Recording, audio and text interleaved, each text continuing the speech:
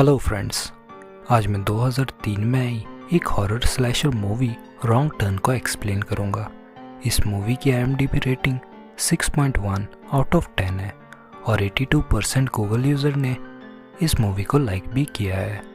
अगर आपको वीडियो अच्छी लगे तो वीडियो को लाइक और चैनल को सब्सक्राइब करें ताकि मुझे वीडियो बनाने की मोटिवेशन मिलती रहे। तो चलिए एक्सप्लेनेशन स्टार्ट करते हैं। मूवी की स्टार्टिंग में हम दो कपल रिच और हेली को देखते हैं जो एक जंगल में रॉक क्लाइंबिंग कर रहे होते हैं। रिच क्लाइंब करते हुए ऊपर पहुंच जाता है और हेली को भी जल्दी ऊपर आने को कहता है, लेकिन क्लाइंब करते हुए हेली का पैर फिसल जाता है और वो किसी तरह खुद को संभाल लेती है। अब वो अपनी हेल्प के लिए रिच को आवाज़ लगाती है, लेकिन रिच उसका कोई जवाब नहीं देता। तभी हेली के फेस पर ऊपर से ब्लड ड्रॉप्स गिरने लगते हैं। वो ये देखकर बहुत ही ज़्यादा डर जाती है। हेली ऊपर देखती है तो रिच को कोई उठाकर ऊपर से नीचे फेंक देता है। इसके बाद वो किलर हेली को भी ऊपर खींचने लगता है। हेली अपना दिमाग यूज़ करते हुए उस रस्सी को काट देती है और नीचे गिर जाती है, जहाँ वो रिच की डेड बॉडी को देखकर बहुत ही ज़्यादा रोने लगती है। अब उसे आसपास से बहुत ही अजीब आवाज़ आना स्टार्ट हो जाती है, जिसे सुनकर वो डर कर अपनी कार की तरफ भागने लगती है, लेकिन वो एक ट्रैप में फंसकर वहीं गिर जाती है और वो किलर उसे अपनी साथ खींचकर ले जाता है।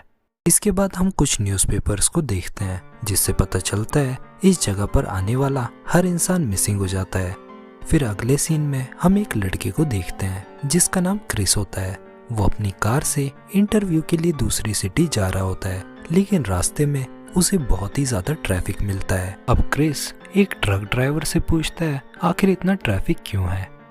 वो क्रिस को कहता है 5 मील दूर एक केमिकल से भरा हुआ ट्रक पलट गया है, जिसकी वजह से ट्रैफिक क्लियर होने में 5 से 6 घंटे लग सकते हैं। क्रिस थोड़ा परेशान हो जाता है क्योंकि उसको इंटरव्यू के लिए जल्दी पहुंचना था। अब वो अपनी कार से वापस जाने लगता है। वो उस कंपनी में भी कॉल करता है, लेकिन नेटवर्क वीक होने की वजह से उसका फ़ोन नहीं जाता। फ़ोन करने के लिए क्रिस अपनी कार को एक गैस स्टेशन की तरफ मोड़ लेता है, जहाँ रास्ते में उसे बहुत सारी कार्स दिखती हैं, जो उसे बहुत ही अजीब लगता है। अब क्रिस गैस स्टेशन तक पहुँच जाता है, जहाँ उसे एक बहुत ही अजीब सा आदमी दिखता है। क्रिस गैस स्टेशन से कंपनी वालों को फ़ोन करने लगता है, लेकिन वो फ़ोन ख़राब होता है। इसके बाद क्रिस उस अजीब से आदमी से दूसरी सिटी तक पहुंचने का किसी दूसरे रास्ते के बारे में पूछता है, लेकिन वो आदमी क्रिस की बातों को इग्नोर करता है।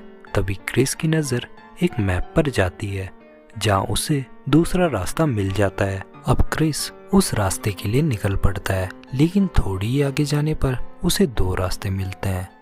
एक रास्ते पर एक साइन बोर्ड होता है जिस पर लिखा था शॉर्टकट। अब क्रिस उस शॉर्टकट वाले रास्ते पर चल देता है। रास्ते में उसे एक मरा हुआ हिरन दिखता है। क्रिस उस हिरन को देख ही रहा होता है, तभी सड़क पर खड़ी एक गाड़ी के साथ उसका एक्सीडेंट हो जाता है, लेकिन क्रिस को ज्यादा चोट नहीं लगती। अब दूसरी गाड़ी के ओनर्स क्रिस के पास आते हैं और उससे पूछते हैं क्या उसे ज्यादा लगी तो नहीं। क्रिस उनसे माफी मांगता है और वो उन्हें ये भी कहता है कि वो उनके नुकसान के पैसे दे देगा। इसके बाद क्रिस उनसे पूछता है आखिर तुमने सड़क के बीच गाड़ी ऐसे क्यों खड़ी कर रखी थी। वो कहते हैं किसी ने सड़क के बीच एक नोकीली तार बिछा रखी थी, जिससे उनका टायर पूरी तरह से फट गया है। अब उन सब में से एक लड़की कहती है कि उन्हें पीछे वाले गैस स्टेशन पर जाना चाहिए और किसी को फ़ोन करना चाहिए, लेकिन क्रिस कहता है वहाँ का फ़ोन खराब है। अब सब हेल्प के लिए आगे बढ़ने लगते हैं, लेकिन एक लड़का और लड़की जिनका नाम इवान और फ्रांसिन है, वो गाड़ियों की देखभाल के लिए वहीं रुक जाते हैं। थोड़ी देर बाद इवान को जंगल में से आवाज़ें आने लगती हैं और वो चेक करने के लिए जाता है। जब इवान थोड़ी देर तक वापस नहीं आता तो फ्रांसी को इवान की फिक्र होने लगती है और वो उसे ढूंढने के लिए जाती है। थोड़ी ही दूर जाने पर उसे इवान का शू और एक कटा हुआ कान मिलता है, जिसे देखकर वो बहुत ही ज़्यादा डर जाती है और रोने लगती है।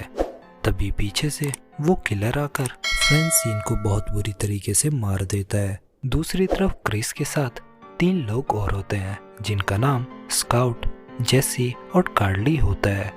वो सभी लोग एक घर तक पहुंचते हैं। उस घर के बाहर उन्हें बहुत ही ज़्यादा पुरानी गाड़ियाँ दिखती हैं, जिसे देखकर वो सब बहुत ही ज़्यादा कंफ्यूज हो जाते हैं। अब वो सब घर पर नॉक करते हैं, लेकिन वहाँ से कोई बाहर नहीं आता, इसीलिए वो सब फ़ोन ढूंढने के लिए घर के अंदर चले जाते हैं। यहाँ से उन्हें बहुत ही ज़्यादा बुरी स्मेल आने लगती है और वो सब घर को चेक करने लगते हैं। क्रिस फ्रिज को चेक करता है, जहाँ उसे इंसानी ऑर्गन मिलते हैं और एक लड़की को वही नोकीली तार मिलती है जिससे उनकी कार का टायर फट गया था। यहाँ ये सब बहुत ही ज़्यादा डर जाते हैं और वहाँ से भागने लगते हैं, लेकिन तभी उन सबको कार के आने की आवाज़ आती है और वो विंडो से देखते हैं एक कार उनकी कार्स को भी यहाँ लेकर आ रही होती है। अब ये सब बैक डोर की तरफ भागते हैं, लेकिन वो डोर भी बंद होता है। अब ये सब उसी घर में कहीं छुप जाते हैं। तभी वहाँ वो किलर आकर फ्रेंसिन की डेड बॉडी को नीचे फेंकता है, जिसे देखकर उन सब की आंखें फटी की फटी रह जाती है। यहाँ पर हम 3 म्यूटेंट्स को देखते हैं जो लोगों को बहुत बुरी तरीके से मारकर उन्हें खाते हैं। इसके बाद एक म्यूटेंट फ्रेंसिन की डेड बॉडी को एक टेबल पर रखता है और उसके पीसेस करने लगता है और उस डेड बॉडी को खाने के बाद वो तीनों म्यूटेंट सोने लगते हैं। मौका देखकर वो चारों घर से बाहर जाने लगते हैं, लेकिन एक म्यूटेंट उन्हें बाहर जाते हुए देख लेता है। ये देखकर वो चारों भागने लगते हैं। अब वो तीनों म्यूटेंट भी उनके पीछे लग जाते हैं। क्रिस प्लान बनाता है कि वो उन म्यूटेंट की कार को ही चोरी करेंगे। अब वो उनका ध्यान अपनी तरफ खींचने के लिए चिल्लाकर भागने लगता है ताकि वो तीनों कार चोरी कर सके, लेकिन एक म्यूटेंट क्रिस के पैर में गोली मारता है, जिससे क्रिस वहीं गिर जाता है। यहाँ एक लड़का जिसका नाम स्टॉक है वो भी मारा जाता है। अब क्रिस, जेसी और कार्ली किसी तरह कार लेकर वहाँ से भाग जाते हैं, लेकिन आगे जाने पर उनकी कार एक ट्रैप में फंस जाती है और उन्हें कार छोड़कर भागना पड़ता है। उन्हें चलते चलते रात हो जाती है। क्रिस के पैर में भी गोली लगी थी और उन्हें आराम की भी बहुत ज़्यादा ज़रूरत थी। दूसरी तरफ वो म्यूटेंट्स भी उन्हें पागलों की तरह ढूंढ रहे थे। अब कार्ली को एक वॉच टावर दिखता है और वो तीनों उस वॉच टावर पर चढ़ जाते हैं। ऊपर जाने पर उन्हें वहाँ एक फर्स्ट एड बॉक्स मिलता है और जेसी क्रिस के पैर पर फर्स्ट एड करती है। कार्ली को एक रेडियो मिलता है जिससे वो हेल्प मांगती है, लेकिन उन्हें वहाँ से कोई जवाब नहीं आता। तभी क्रिस को नीचे से आवाज़ आने लगती है, तो वो नीचे देखता है वो म्यूटेंट्स उन्हें ढूंढते हुए वहाँ तक पहुँच गए थे। अब उन म्यूटेंट्स को भी ये पता चल जाता है कि वो तीनों ऊपर वॉच टावर में है और वो टावर को आग लगाने लगते हैं। इस सब में क्रिस और जेसी तो बच जाते हैं, लेकिन कार्ली मारी जाती है। क्रिस और जेसी एक वाटरफॉल के पीछे सुबह तक छुपे रहते हैं। सुबह उन दोनों को एक पुलिस की गाड़ी दिखती है और क्रिस भागकर उस गाड़ी को रोकता है। पुलिस वाला क्रिस से बात करने के लिए आगे ही आ रहा होता है। तभी एक एरो उस पुलिस वाले की आंख के आर पार हो जाता है और वो वहीं मर जाता है। क्रिस तो उन म्यूटेंट से बच जाता है, लेकिन वो म्यूटेंट जेसी को अपने साथ ले जाते हैं।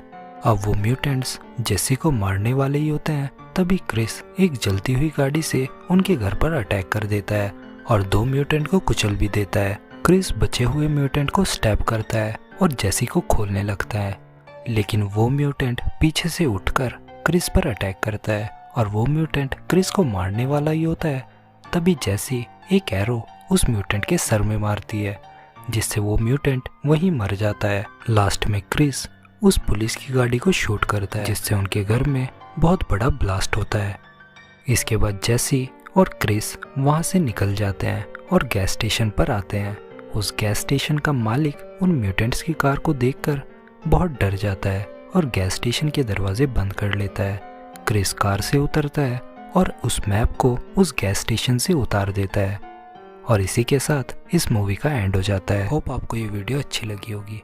अगर वीडियो अच्छी लगी हो तो वीडियो को लाइक और चैनल को सब्सक्राइब करना ना भूलें, ताकि मुझे वीडियो बनाने की मोटिवेशन मिलती रहे। मिलता हूँ नेक्स्ट वीडियो में। Till then, bye bye friends.